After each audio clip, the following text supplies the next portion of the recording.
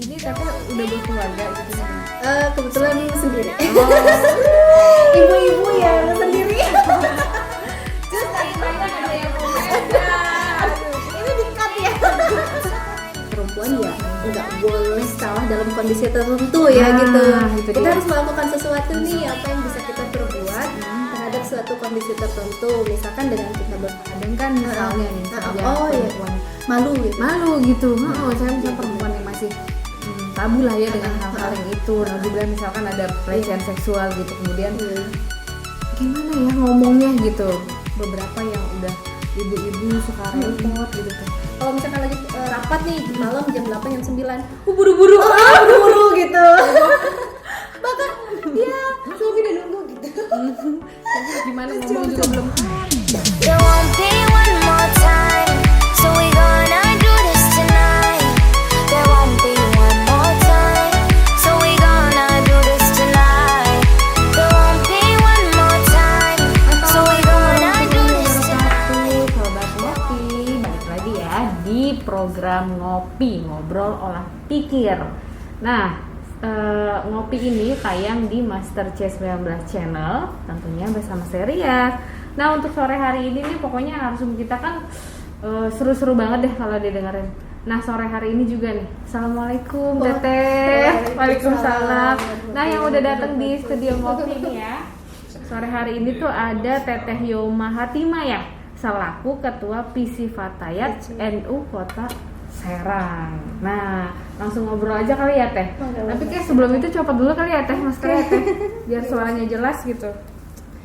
Teh jauh-jauh. Teteh di Serang tinggalnya? Tinggal di Serang. Lumayan ya Teh ke Menteng ya tadi ya. Macet gak Teh? Udah, alhamdulillah enggak macet. Macet ya. Lancar. Kabar sehat Teteh? Kabar sehat. Alhamdulillah, lagi pandemi mah harus sehat Teteh. Harus jaga imun ya. Harus jaga imun, bener. Betul. Nah Teh, kita langsung aja kali ya ngobrol-ngobrol. Boleh. Itu kalau PC Fatayat NU tuh PC. PC ya? Pimpinan cabang. Oh, jadi kita sebutnya bukan PC tapi PC, PC, pimpinan pimpinan cabang. Itu kegiatannya apa aja Teh? Kegiatannya apa ya? Sebetulnya sih kalau dari sisi definisi organisasi, Fatayat NU itu lebih kepada organisasi yang berideologi NU, Sunnah wal Jamaah. Pendirinya itu dari keluarga Wahid Hasim dan Hasim Asari.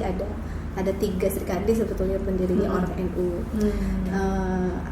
Yang pertama Kiai Haji Muhtasiah, kemudian ada Kiai Aminah, dan ini ada 3. Terus dibentuk itu di tahun 1950. Udah lama banget ya. Lama banget. 1950 tuh udah ada ya. Kita belum lahir ya. Jadi memang tersusun dari pengurus pusat untuk tatanan nasional, pengurus wilayah untuk provinsi, kemudian pengurus cabang untuk kabupaten kota, pengurus anak cabang untuk kecamatan. Nah, kebetulan saya ada di posisi pimpinan cabang. Gitu. Jadi semua sudah terstruktur sistematis. Sudah sejak lama berarti ya. Nah, itu balik lagi Teh, kegiatan ininya.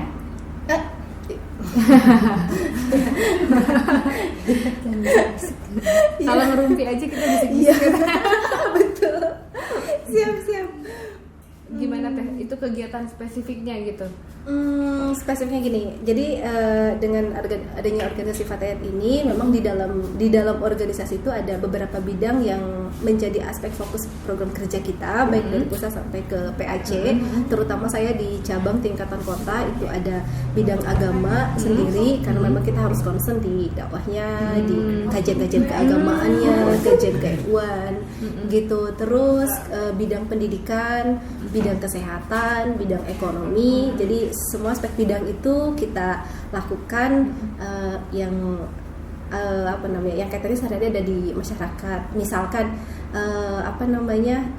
kita akan fokus pada peningkatan aspek pendidikan untuk anak-anak muda NU gitu, anak-anak mudi ya, anak mudi karena Fatayat itu pemudinya ibu-ibu muda gitu. Jadi ini kebanyakan ini perempuan gitu ya? Iya, perempuan muda. Karena kalau di namanya KBNU itu ada dari PCNU, ada Muslimat, itu ibu-ibu sepuh NU, kemudian turun ke Fatayat, ibu-ibu muda, nah turun ke pelajar IPPNU, Ikatan Pelajar Putri NU, nah, sampai ada ansornya untuk kayak ansor tuh kayak kakak laki-laki buat kita, terus di bawahnya tuh ada IPNU pelajarnya gitu. Jadi memang terstruktur seperti itu dan kebetulan kita tuh ibu-ibu muda NU-nya gitu. Jadi kalau ada misalkan ada kita ingin ibu-ibu muda NU nih bergerak nih gitu di bidang pendidikan, ekonomi, misalkan bikin UMKM atau apa ya gitu-gitulah kegiatannya seperti itu. Gitu. Jadi tetap aja ngerangkul ibu-ibu yang ibu-ibu muda gitu ya, iya. supaya berkegiatan positif, betul, diarahkan di kemana masyarakat, kayak gitu-gitu ya. itu. Luar biasa ya. Anggotanya berarti udah banyak ya Teh. Kalau Kalau berdirinya aja udah dari tahun 50 ya kan? Secara nasional mungkin udah banyak ya, tapi kalau untuk Kota Serang karena kebetulan udah sejak lama juga sih berdiri, dan beberapa tahun terakhir agak sedikit vakum, kemudian singkat cerita saya dilantik menjadi ketuanya baru, dan mau menginjak 2 tahun ini alhamdulillah sudah mulai gesrut lagi, nyari pengurus, nyari anggota, sasarannya di pondok pesantren yang ada ibu mudanya gitu, di kecamatan-kecamatan yang kulturnya NU, kita masukkan menjadi pengurus NU, kemudian menjadi anggota NU, ada kartu keanggotaan segala macam, kemudian kita dampingin kegiatan-kegiatan sosial, pendidikan, agama, kayak gitu-gitu. Alhamdulillah saya punya 6 kecamatan sekota Serang, satu kecamatan itu ada 15 sampai 20 ibu-ibu muda. 20 kali 6 berarti sekitar 120 keanggotaan untuk ibu muda NU di Kota Serang, kalau untuk Serang. Gitu. Dari kalau untuk nasional saya kurang apa. Iya, itu udah banyak pasti ya, kalau nasional. Nah, kalau yang di Kota Serang sendiri Teh, belakangan ini kegiatannya lagi apa nih Teh? Kebetulan karena ini baru-baru saya dilantik, baru menginjak tahun kedua, jadi pertama kali dilantik sebulan kemudian tuh COVID gitu. Ceritanya. Benar. Mikir ngapain ya gitu, sedangkan kan baru dilantik kita jadi nggak ngapa-ngapain. Sebetulnya fokus kegiatan kita di kaderisasi, kaderisasi dan silaturahminya gitu. Setelah itu baru kegiatan-kegiatan yang lain, dan alhamdulillah kemarin tuh pasca ada acara besar namanya penguatan leading pengurus kecamatan, terus ya, alhamdulillah menghadirkan Pak Wakil Wali Kota, kemudian tokoh-tokoh NU di Kota Serang gitu, terus kiai-kiai NU di Kota Serang, senior-senior NU yang sudah yang sudah survive gitu, support ke kita, terus itu ada sekitar 120 acara besar. Itu juga agak deg-degan karena lagi pandemi gini, tapi alhamdulillah dengan protokol yang kita perhatikan, realisasi acara besar dan seminar nasional kita lakukan, dan alhamdulillah barusan banget kemarin terrealisasi. Gitu. Jadi emang kegiatannya agak-agak susah ya Teh, mau ngadain ini juga COVID gitu terus ya. Gitu. Sekarang makanya lebih sering eksis di media sosial sih, kadang-kadang kajian online misalkan gitu. Juga masuk ya Teh kajian online gitu ya. Karena kan biasanya kalau offline itu kan ngajinya itu kan sebenarnya kita sebulan sekali rutin pengajian, sebulan sekali rutin pengajian. Karena pandemi gini kan kita mau pengajian offline juga agak khawatir, jadi pengajiannya didaringkan aja masing-masing. Kadang-kadang sih, cuman kadang-kadang ibu-ibu yang nggak ngerti Zoom kan, yang nggak ngerti Google Meet, yang ngerti aja gitu, ya udah gitu. Jarang-jarang jadinya. Mungkin kalau offline biasanya rutin ya. Kalau kayak gitu iya juga sih ya. Kadang kan ya namanya ibu-ibu muda, apalagi di maksudnya bukan gimana ya Teh, takutnya yang di daerah-daerah sana belum paham gitu. Iya, apalagi ibu-ibu kan. Iya benar. Gitu. Mending berangkat ke pengajian, mandi siap-siap gitu ya. Timbang depan laptop gitu. Nah kalau Teteh ini selain ketua kegiatan lainnya apa sih Teh? Sehari-hari Sehari-hari. kalau sehari-hari mengajar di Oh, iya. di Universitas Sultan Aghatirta Yasa, kampus perguruan tinggi negeri di Banten. Mengajar di Fakultas Keguruan. Jadi alhamdulillah ada relate-nya aspek pendidikan dengan pekerjaan saya sehari-hari gitu. Gitu, Nah, Tante. itu Kak, ini kan kita Teteh udah dari, tapi gimana sih Teh bagi waktunya gitu? Karena kan kuliah juga kan masih ada daring kan ya Teh ya? Iya, padat banget kuliah. Iya, dan kayaknya hal yang baru gitu, biasa datang ke kampus ada jam-jamnya, ini harus begini, belum lagi cek penyesuaiannya gitu. Iya, memang repotnya itu gini ya. Kalau dulu mungkin kegiatan kampus, kegiatan Fatayat itu bisa dijadwalkan offline ya. Misalnya kalau sekarang tuh kan namanya online, dalam satu waktu kegiatan bersamaan dilakukan di tempat yang sama, di waktu yang sama dengan buka laptop gitu. Artinya kita harus punya laptop yang lain supaya dilakukan bersamaan. Sedangkan handphone saya satu, laptop saya satu, tangan saya satu, kepala saya satu. Di waktu yang bersamaan itu yang agak repot kayaknya. Iya, tapi ya dia beradaptasi ya sebisa-bisanya, dan alhamdulillah. Nah, ada pengurus yang lain kan, dibantuin sama pengurus yang lain. Jadi di handle ini pegang ini, dipegang ini, agak dibagi waktu, mana ngajar, kadang kegiatan kampus juga, kegiatan dengan masyarakat. Jadi sehari-hari teh mahasiswa dan masyarakat. Iya benar. Soalnya kan pasti saya ngebayangin ya, kalau yang tadinya mungkin bisa nanya langsung sama dosen, ini kan apa-apa by telepon lah, WhatsApp lagi, by online gitu. Belum lagi keluhan masyarakat juga kan akan seperti By itu online gitu, juga, online juga. betul. Jadi kayak ini ya, admin. Iya benar, admin banget. Jadi sekarang tuh ketua Fatayat ngajar di Untirta tuh kayak admin. Mahasiswa semuanya ngadu by online kan, by WhatsApp. Masyarakat juga sama kan, pengurus ada teteh begini gitu, ibu begini. Semuanya tuh sampai sehari tuh kita nggak pernah ngechat duluan aja, sampai chat udah bread gitu. Udah kayak ini kalau ngebalasnya udah kayak admin jualan baju gitu. Iya benar, itu dia admin all shop banget. Itu tantangannya sebetulnya, repot banget. Karena pas nggak lama dilantik kan langsung corona ya. Iya, pas Jadi, banget. Pas banget gitu. Betul. Jadi ya lumayan lah ya, tertantang. Seru pengalaman baru. Nah, kalau ini Teteh udah berkeluarga gitu? Kebetulan sendiri. Ibu-ibu yang sendiri. Terus nanti banyak ada yang komennya. Ini di-cut ya. Langsung kalau mau minta nomor telepon bisa komen, terus saya kasih. Gitu. Oh gitu. Iya, produktif lah buat masyarakat. Terus kalau balik lagi nih ke Fatayat, itu organisasi yang seperti apa sih Teh? Itulah organisasi yang memang sebenarnya organisasi keagamaan ya, lebih kepada organisasi keagamaan yang ideologinya itu NU. Jadi kita concern aja di kaderisasi pengumpulan basis ibu-ibu muda NU, mau nyanyi, mau ngaji, mau kajian, mau apa gitu di Fatayat ini. Intinya gini, secara kultur kan di Indonesia, di kabupaten kota seluruh Indonesia, kultur NU itu sangat lekat sekali gitu betul. ya. Hampir semua lini itu ada kultur NU-nya gitu. Nah, dengan kehadiran organisasi NU ini paling tidak mengakomodir teman-teman NU di grassroots-nya masing-masing, baik kecamatan ataupun kabupaten kota. Kemudian kita kumpulkan, kemudian kita adakan sesuatu lah yang untuk sifatnya silaturahmi, kegiatan atau apapun. Kemudian kita jalan bareng-bareng. Jadi seperti itu sih, lebih kepada. Jadi dia juga nggak, misalnya kayak saya kan belum bagian dari Fatayat gitu ya. Nah itu kalau mau ikut kegiatannya kan nggak apa-apa gitu ya? Boleh banget. Enggak. Oh gitu. Tapi nggak apa-apa, bisa. Nggak harus Saya apa yang ya? muslim kan, yang ibu muda Islam kan. Gitu. Muda Islam. Jadi bisa. Nggak mesti, maksudnya Nggak walaupun mesti, belum jadi nggak anggotanya, mesti, siapa tahu di situ nanti tertarik, Betul. pengen jadi anggotanya kayak gitu ya Teh. Kita mau pelajari ke NU-nya gitu. Nah itu caranya gimana Teh? Datang aja ke acaranya atau ada ini? Ada namanya kaderisasi itu, ada proses kaderisasi. Jadi untuk menjadi anggota, untuk menjadi pengurus itu harus melakukan satu proses kaderisasi namanya, latihan kepemimpinan.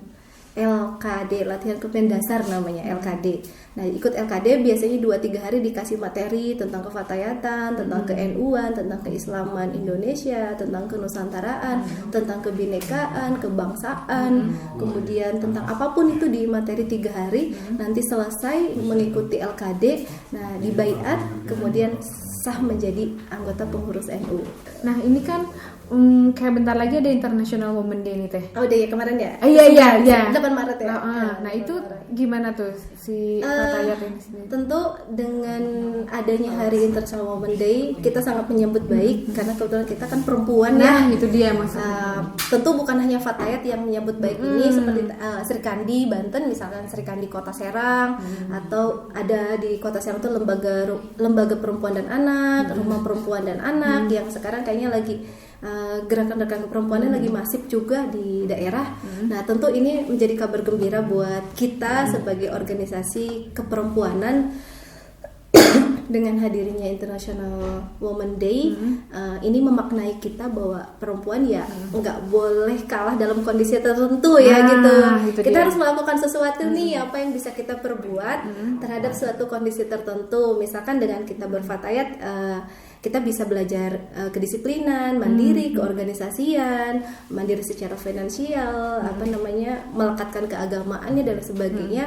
Nah di International Women Day ini kita memaknai bersama-sama bahwa inilah hari perempuan gitu, hari gender internasional gitu. Senang lah gitu. Senang lah ya ada. Teh kalau di Fatayat sendiri ini teh kan selain dari keagamaan dia ini juga nggak sih teh kayak concern ke pengaduan mungkin perempuan yang kekerasan gitu ya? Itu juga menjadi cakupan bidang kita. Karena kita punya bidang advokasi dan hukum namanya. Oh, udah ada advokasinya ya? Ada advokasinya.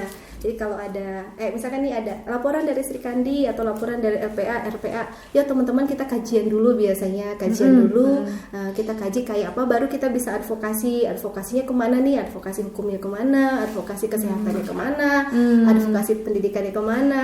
Apakah kita bisa membantu ini? Kadang-kadang kita kerjasama sama kayak DP3 KKB misalkan, Dinas Pemberdayaan Perempuan, Anak, ya ada pokoknya jenis jenis dinas di dinas pendidikan, di dinas provinsi ataupun kota itu ada DP3KB yang concern di isu-isu perempuan dan anak. Nah kita kerjasama dengan itu misalkan gitu, kita advokasi apa yang menjadi masalahnya, solusinya kayak apa. Fatayat bisa melakukan itu juga dengan menggandeng organisasi perempuan yang lain.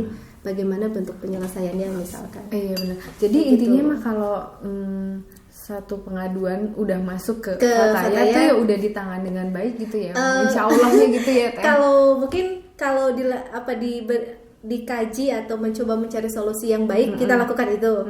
Tapi kalau kita memberikan penanganan yang baik, yang maksimal, kita kan sebetulnya badan organisasi yang non profit ya, nggak punya anggaran. Kalau DP3 KKB kan punya anggaran dari pemerintah ya, jelas gitu loh. P2 TP2A misalkan ya, itu ada anggarannya gitu. Kalau kita nggak punya anggarannya, jadi apa yang bisa kita lakukan dengan kemampuan tenaga kita, pikiran kita, tangan kita, kaki kita, itu yang bisa kita lakukan. Barangkali misalkan ada donatur yang gitu ya, misalkan kalau udah kayak gitu yang udah memberikan support finansial atau support untuk jalan advokasi, itu kita sangat senang sekali. Jadi kita bisa bantu dengan cara itu gitu. Iya benar. Dan enggak? Iya. Paham.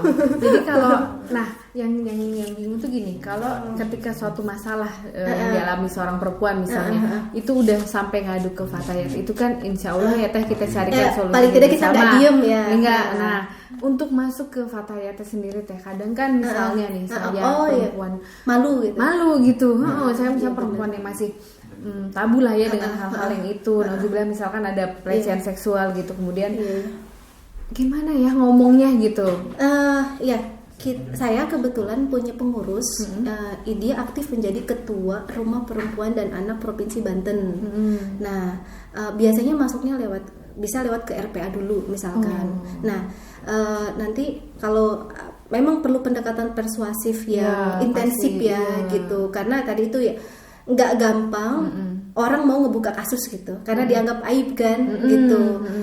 Padahal kita mau nolong tapi mereka masih merasa takut tidak tertolong dan ini menjadi aib yang ini gitu ya. Iya, Nah ini coba mungkin akan kita pertimbangkan. Itulah nanti di kajian itu apa yang harus kita lakukan terhadap korban, apa yang harus kita lakukan terhadap pelaku di rumah perempuan dan anak. Kita sinergi dengan organisasi rumah perempuan anak itu kita kaji bareng-bareng apa yang nanti harus kita lakukan ke depan.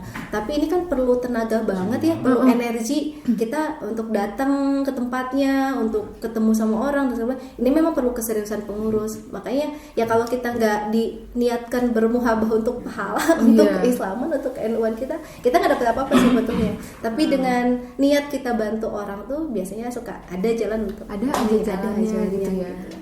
Apalagi ya, kita mau cerita-cerita soal apa lagi ya. Nah, kalau dari segi pendidikan deh, yang sudah Fatayat lakukan kontribusinya gitu untuk daerah. Ya, Kota Serang. alhamdulillah. Tapi kalau untuk PP tentu banyak sekali ya. Kalau untuk pengurus pusat, Mbak Anggi ya, Marinis, selaku ketua umum itu banyak melakukan fokus-fokus terhadap pendidikan dan kesehatan. Nah, kalau kita di pimpinan cabang Fatayat Kota Serang kemarin banget tahun 2020 sudah melakukan namanya program bantuan beasiswa kuliah dari Kemendikbud. Alhamdulillah kita sudah kerjasama dengan Kemendikbud. Jadi kita dikasih slot beasiswa untuk kader-kader muda NU. Alhamdulillah.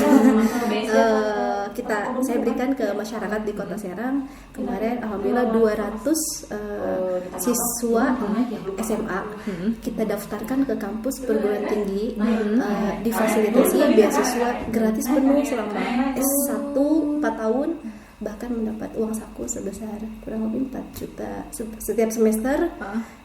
Dan sudah berjalan 200 mahasiswa sudah terfasilitasi itu semua. Jadi mereka-mereka yang SMA gitu ya Teh ya? Yang SMA, lulusan SMA, bahkan lulus paket C juga kita rangkul. Oh gitu. Nah itu harus anggota Fatayat aja atau masyarakat umum bisa Teh? Rekrutmennya melalui pengurus Fatayat. Tapi sasarannya masyarakat sekota Serang. Jadi gitu. Ya biar di screening dulu lah ibaratnya kayak gitu ya. Jadi udah berapa ya? Alhamdulillah sudah berapa ratus juta Fatayat melalui Fatayat gitu, memberikan ke masyarakat Kota Serang untuk pendidikan. Gitu. Sudah berjalan dan 2021 sedang rekrutmen lagi. Udah lagi rekrutmen lagi. Itu syaratnya apa nih Teh? Siapa tahu ada yang SMA gitu kan? Iya, boleh SMA banget. Gitu. Kita terbuka banget, senang banget kalau ada yang sasaran kita tuh anak yatim piatu, tahfiz, hafalan sus gitu ya, Al-Qur'an, terus yang kurang mampu.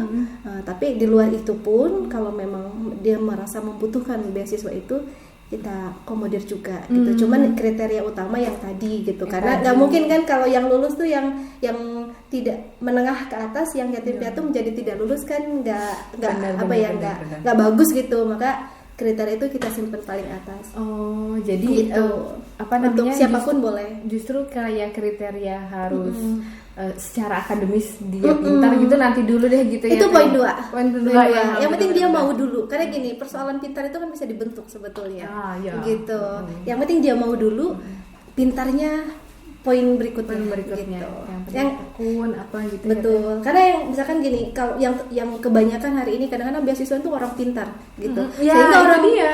tidak pintar tidak mendapatkan kesempatan untuk pintar dong gitu ya. Nah, justru ya orang yang kurang pintar atau tidak pintar harus pintar dengan beasiswa ini gitu. Itu yang jadi sasaran. Beasiswa.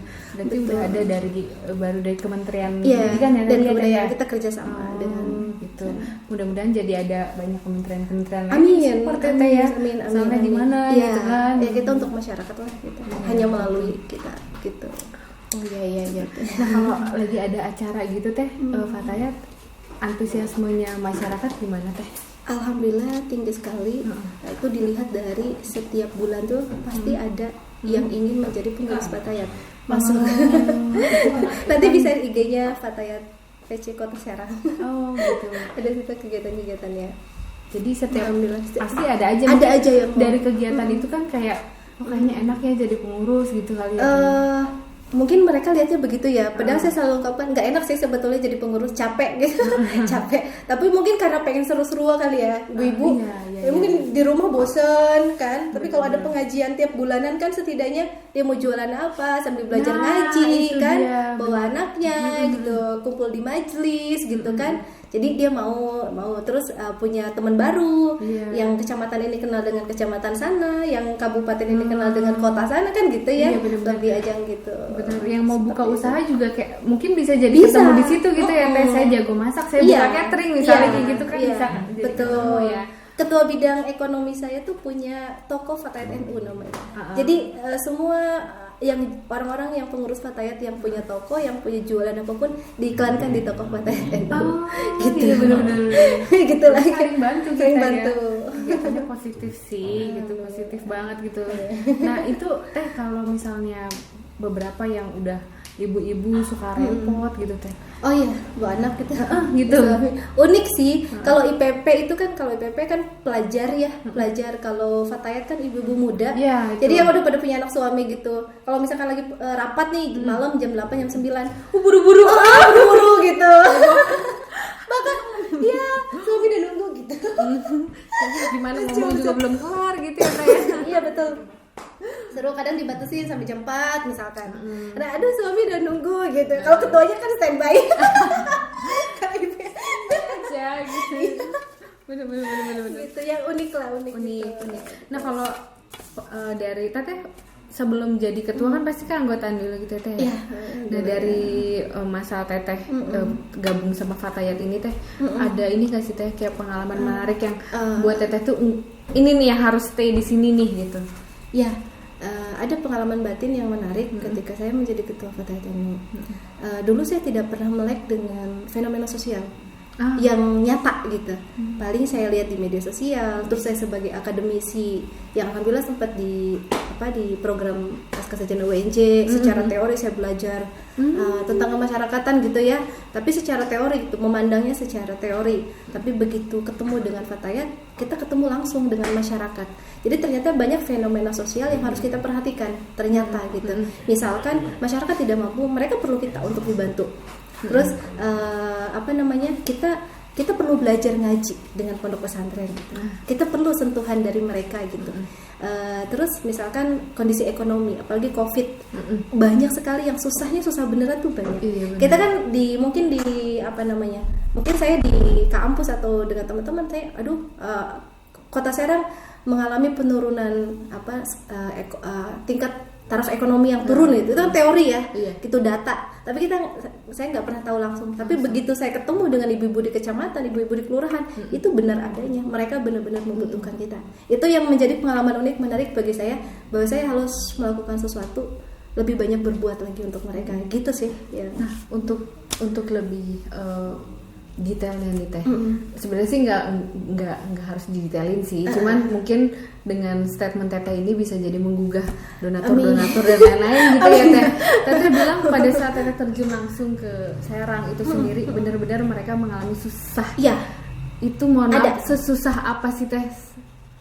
Kemarin sekarang sempat masuk TV yang meninggal karena kelaparan juga sempat ya. Itu sebetulnya saya sebagai warga Kota Serang malu ya gitu. Ya, tapi saya kok sampai masih ada gitu ya teh. Ada gitu. Serang ini menjadi ibu kotanya Provinsi Banten. Banten yang dekat banget dengan Jakarta. Iya benar. Bukan Papua loh gitu. Iya benar. Bukan Aceh. Iya benar. Dekat banget dengan Jakarta, tapi taraf kemiskinannya masih sangat tinggi.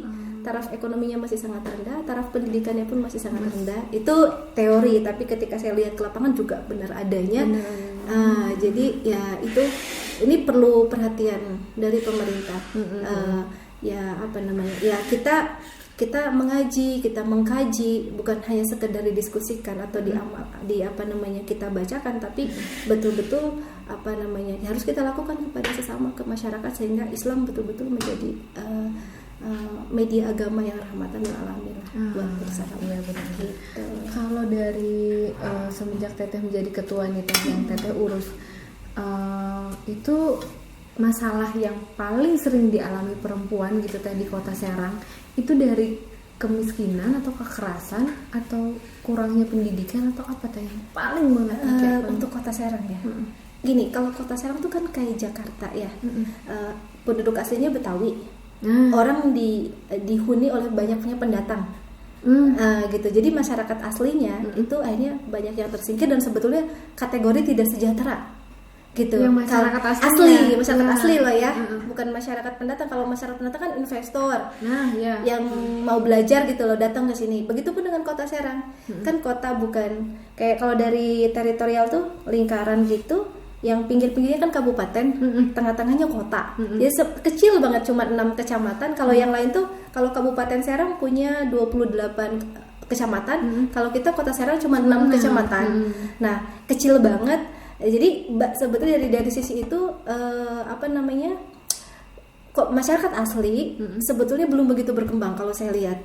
Tapi Serang menjadi daerah berkembang karena datangnya pendatang dan investor gitu ya, dan orang mau sekolah, mau belajar tuh di kota Serang. Nah, tapi kalau kita datang ke penduduk aslinya, persis kayak Jakarta dengan Betawinya gitu, belum sejahtera, tingkat ekonomi dan pendidikan tuh masih sangat rendah gitu, jadi memang masih memerlukan perhatian khusus gitu. Jadi seperti itu. Dan apa sih tadi Kayak paling banyak kasusnya. paling banyak kasusnya ya, tentu rendahnya ekonomi akan berdampak ke psikis ya, emosi, kekerasan mungkin meningkat di tengah rendahnya ekonomi dan dihadapkan pada kondisi kota gitu kan, pasti ada impact atau pengaruh ke kekerasan misalkan kan gitu. Bahkan ke perkawinan itu juga. Kemarin sempat lucu lihat berita angka perceraian di kota Serang. Iya itu juga sempat viral. Sempat viral ya? Nah itu makanya. Itu bener teh. Iya sih. Iya, Kabarnya sih begitu. kabarnya sih Saya nggak begitu. cross check langsung ke pengadilannya gitu.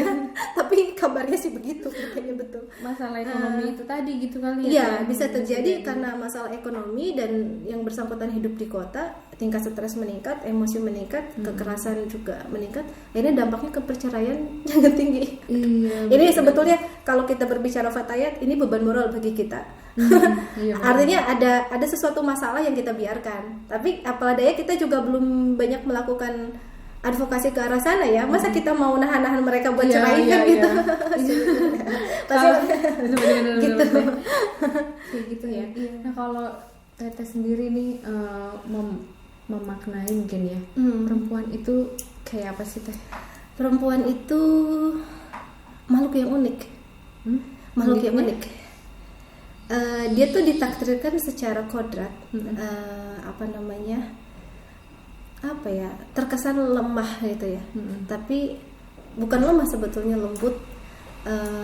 Kemudian dengan fenomena sosial modern itu dihadapkan pada kondisi pilihan, apakah dia akan terjebak pada kodrat, akan membiarkan terjebak pada kodrat,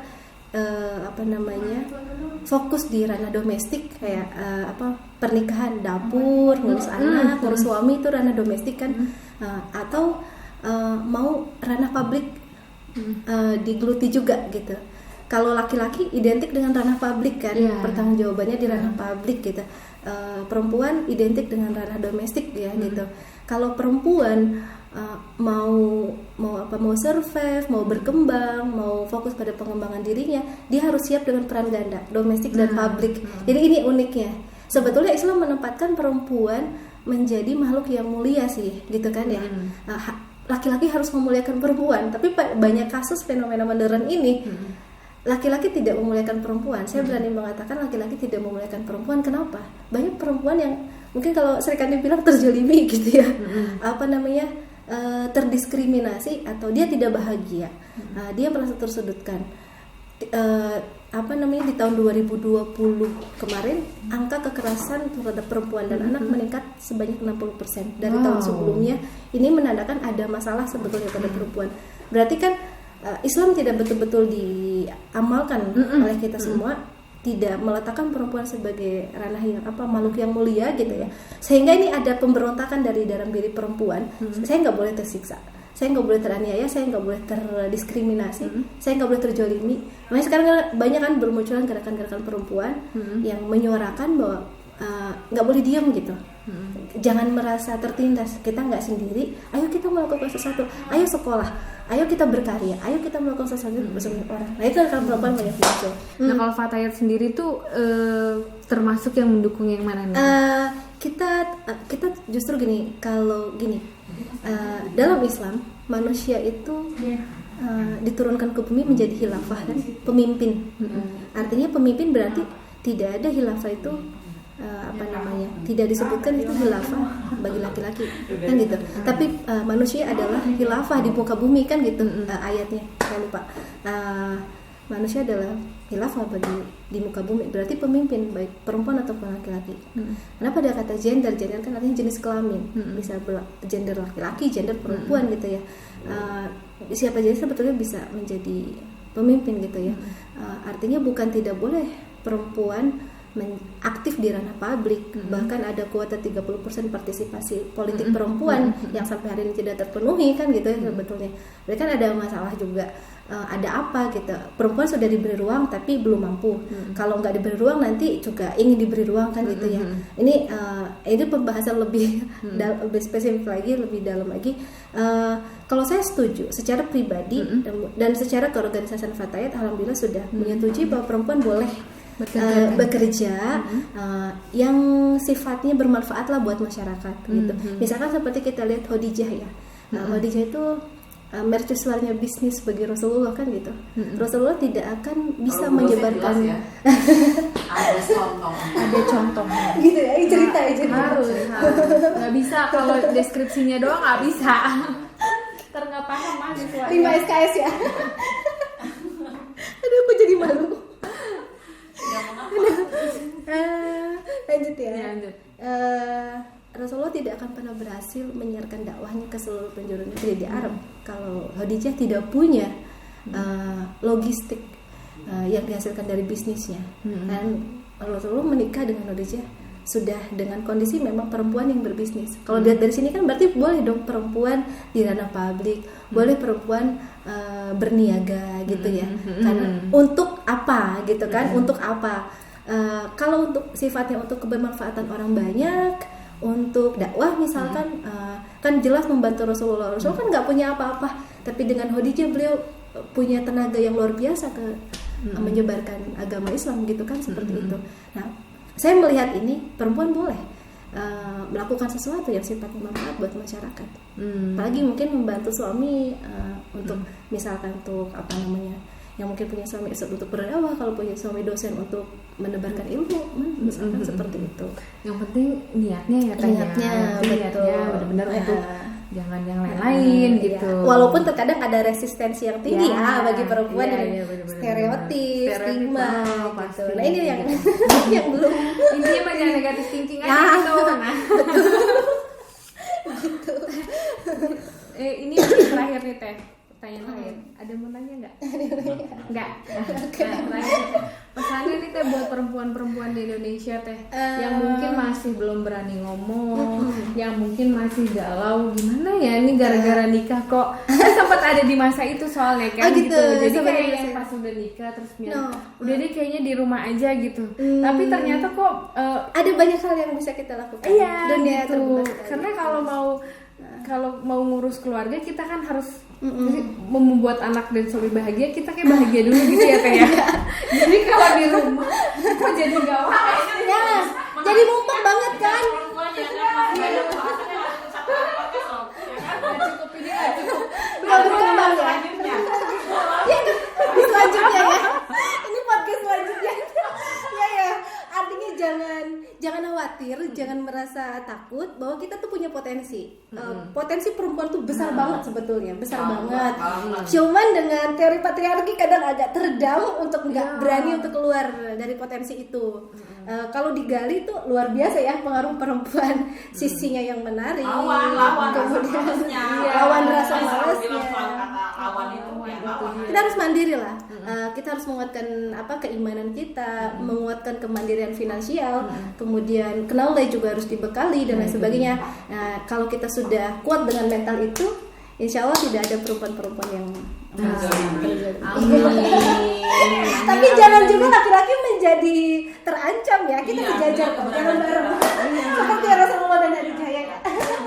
Jalan bareng jangan di belakang kan. Iya. Kan enak gandengan ya daripada di rumah. Emang kita kerepotan. Setuju nggak bapak-bapak? Kalau nggak setuju abis aja. Ayat ya, ada serikandi. Satu lagi